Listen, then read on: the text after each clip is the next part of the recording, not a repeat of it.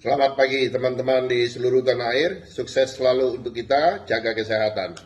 Baik teman-teman, topik yang sekarang banyak dibahas adalah tentang bergugurnya startup, Dekakon, Unicorn, yang menjadi harapan di Indonesia. Indonesia akan mencetak paling tidak 10-15 Dekakon dan Unicorn kandas di tengah jalan. Tentunya menarik untuk dibahas kenapa Dekakon dan Unicorn ini hancur. Nah, saya dari kacamata pribadi saya melihat apapun bisnisnya, mau Dekakon, mau Unicorn, ataupun Popcorn sekalipun, hal yang terpenting dalam perusahaan itu adalah 3, kesehatan. Financial health, organization health, dan yang terakhir brand health. Nah, kalau kita lihat startup ini gagal membentuk the winning startup, ya, the winning startup company. Mereka gagal membentuk itu. Dari mana kita bisa melihat mereka gagal membentuk itu? Mereka juga gagal membentuk yang namanya recurring pattern ataupun biasa kita sebut guarantee income streamline. Jadi income yang menjadi garansi semacam income streamline yang menjadi garansi dari perusahaan tersebut. Apakah jasa, apakah menjual komoditi dan lain-lain, ya. So, jadi ini yang paling penting. Kalau perusahaan belum tahu road to marketnya kemana, belum tahu path to the profitnya seperti apa, susah, ya. Karena mereka sendiri nggak tahu guarantee income streamline mereka dari mana, terus kemudian pola ataupun pattern dari recurring mereka seperti apa. Akhirnya apa? Yang terjadi big spending. Perusahaan-perusahaan ini big spending. Anda kalau datang ke perusahaan-perusahaan startup itu gila, kantornya itu bisa 1 lantai buat main bola, buat main tenis meja, buat olahraga. Ngapain? Di kantor tuh tempatnya kerja. Gak usah kita bikin gaya-gaya kantor supaya nyaman.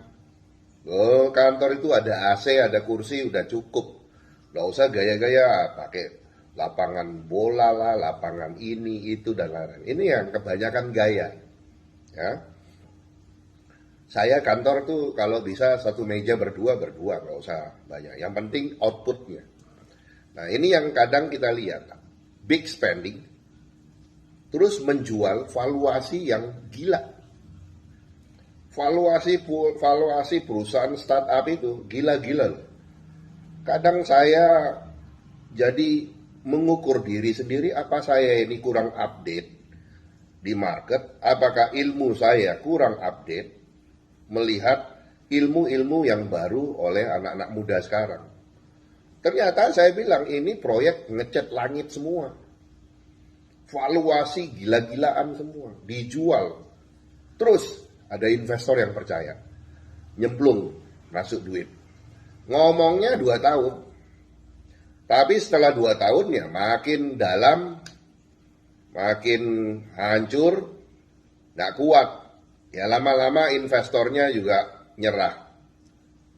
Dan investornya itu biasanya namanya venture capital. Venture capital itu biasa menamakan diri mereka itu angel investor. Nah, ini yang juga nggak cocok. Setahu saya, malaikat tuh nggak suka duit. Ya, kalau angel investor, setelah 2 tahun berdarah-darah nggak kuat, ujung-ujungnya jadi iblis lagi. Nah, jadi saya lebih suka di dunia capital market ataupun kapitalis itu ya kita fair, ya suka duit. Gitu. Jadi jangan bilang nggak suka duit. So jadi itu yang terjadi, dan dari riset Harvard Business School terhadap 20 unsuccessful venture capital company, mereka tidak komit pada horizon investment period. So jadi kalau mereka invest, horizon investment periodnya 3-5 tahun, mereka nggak komit balikin modalnya di period itu. Dan kita tahu kebangkitan uh, startup ini kan 5-7 tahun yang lalu. Dan mencari-cari kesalahan downturn ekonomi lah, inilah, COVID lah, itulah, dan lain-lain. Ya, itu sebagai alasan. Setahu saya, selama saya dealing dengan investor besar ataupun bangsawan investor, mereka tidak perlu cerita itu. Karena waktu kamu datang kepada dia, kamu bilang potensi profit bisnis seperti ini, mereka langsung invest kok. Nggak nanya. Sekarang kalau udah nggak bisa balikin, banyak alasan. Saya komit ya, dalam capital market itu, my word is my bond. Kata-kataku adalah kekuatanku.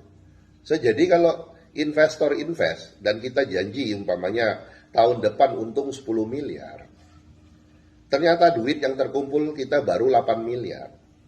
Saya akan lakukan jual mobil, pecahin deposito, untuk lengkapi 10 miliar saya sesuai janji saya. Itu yang namanya my word is my bond. Saya nggak nyari kambing hitam, nggak nyalain siapa-siapa. So, jadi investor perlu percaya kalau setiap tahun kita bisa kasih return on investment yang sesuai yang kita janjikan. Ya, so jadi tadi tidak komit terhadap horizon investment period, terus kemudian mereka yang startup ini biasanya kita sebut mereka mau masuk ke new economy. Nah, di pasar konvensional yang melantai di bursa, PE ratio di papan utama itu 17-25 kali. Nah, sedangkan di Amerika itu di new economy-nya itu 180 kali. Wall Street, Nasdaq, Dow Jones 180 kali PE ratio. Nah, kan nggak cocok. PE ratio yang puluhan kali, ratusan kali, harus berhadapan dengan startup yang PE ratio-nya ribuan kali. Ya akhirnya, mereka ini kayak orang bunuh diri, nggak diterima di langit, nggak diterima di bumi, ngambang. Nggak tahu harus pergi kemana. Ya jadi ya bingung. Jadi kayak ikan emas, ya ikan mujair, ikan air tawar, main di laut. Bisa, berenang bisa. Saya udah pernah coba kok ikan air tawar itu bisa kok berenang di air laut. Bisa. Tapi ya nggak lama ya mati. Kita harus cepat-cepat balikin lagi ke air tawar. So, jadi itu kira-kira dari saya beberapa analisa. Dan balik lagi tadi ke big spending. Selain kantor yang mewah, gajinya gila-gilaan. Saya dapat informasi itu di salah satu startup company di Indonesia. Sekelas asmen, asisten manager, gajinya itu hampir 100 juta. Gila ya, kerja apa gaji hampir 100 juta? Nah, itu yang nggak masuk akal. Ya, kalau sekelas asmen aja udah segitu, ya sekelas direktur, senior manager berapa? Nah, jadi ya, balik lagi lah, startup ini juga harus berkaca, harus melihat mereka mau kemana. IPO merupakan jalan startup untuk exit. Nah, tetapi beberapa exit, beberapa masih nyangkut. Ya akhirnya ya mereka bisa take profit, tapi beberapa mereka gunakan untuk replacement new investor. Kenapa? Investor series A-nya udah nggak percaya. Karena udahlah malas saya masuk di kamu aja 7 tahun baru keluar, untungnya juga kecil-kecil juga, nggak gede ya. So jadi seperti saham-saham Goto, WIRG, ya mereka jualan masih profit, nominalnya 1 perak. So jadi dari 300 perak mereka IPO sampai sekarang di harga berapapun mereka jual pasti profit. So tinggal kita yang beli di secondary market ya tinggal tunggu mau masuk lagi monggo ya. Oke, sukses selalu untuk kita, jaga kesehatan.